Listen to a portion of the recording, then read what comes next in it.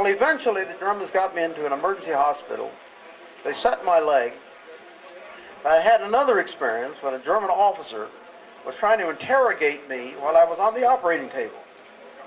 I pretended like I didn't know what he was talking about, and I kept remembering name, rank, and serial number. You don't tell these people anything else.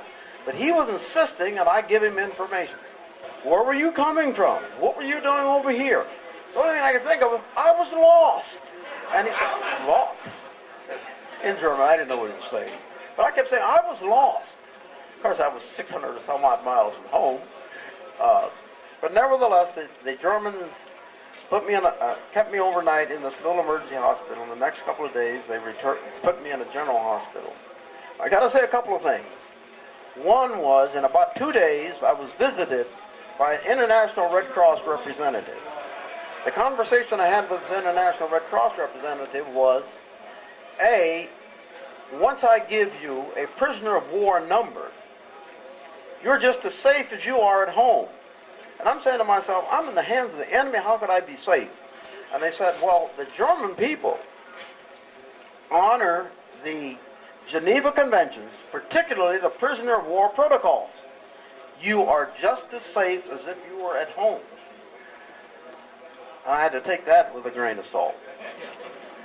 But it was a fact. Now, what the situation was, that in October of 1944, the Germans were losing. They had nothing to negotiate peace terms when peace was finally coming, they knew it was coming, with the Allies, except the prisoners. We were their most valuable commodity for levering and for negotiating. And I will tell you that while I was a prisoner of war, I was a prisoner from October 13, 1944, until the war was over in May of 1945.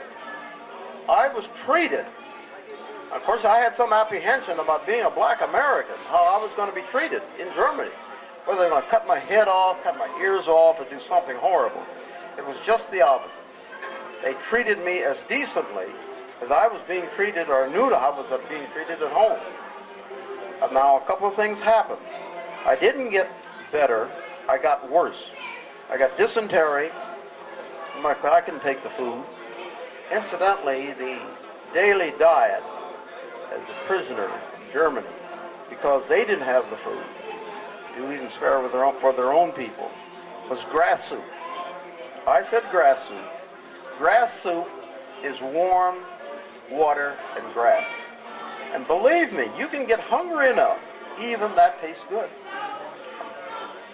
Seems a little hard now, but 60 years ago that was true. But I had problems, and my leg became infected, and I went downhill very quickly. Went down to 70 pounds. He eventually put me in a prison camp. The prison camp chief officer was a doctor, an Australian doctor. So I asked him, I said, Doc, can't you get me repatriated back to the States? I'm of no value to the States when I get back, and I'm a burden to the Germans. And he said, Smith, I'll try to get you repatriated. So he negotiated some terms with the Germans and came back and said, I got good news and bad news. The good news is the Germans will repatriate you. And I said, forget about the bad news. Hallelujah. Are they going to let me go home? And they said, hold it. You want to hear the bad news. The bad news is the Germans won an exchange ratio of 19 to 1. They want 19 of their people sent back to Germany just to let you go home. The Allies aren't going to buy that. Welcome to a prisoner of war camp. Well, things got bad, but what really happened was I got deeply depressed. And I had been on what I thought was my last mission, and I really wasn't. And so as a result, I felt pretty badly. But then what happened, what went through my mind was, you were almost killed 4 times on that last mission, and yet you are alive. You have something to be thankful for. Whatever it is, you're going to have to spend the rest of your life doing whatever you can, thanking God for saving you. Now, after 60 years, I've tried to do that.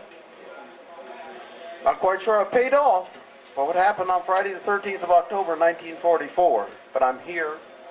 I'm in pretty good, healthy shape. I'm glad to be here to tell you the story. Thank you.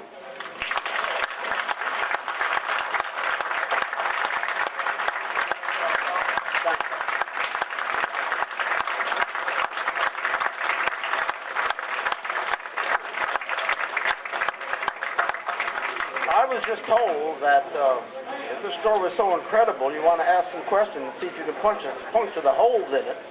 Who has the first question? Any questions from the audience? Yes.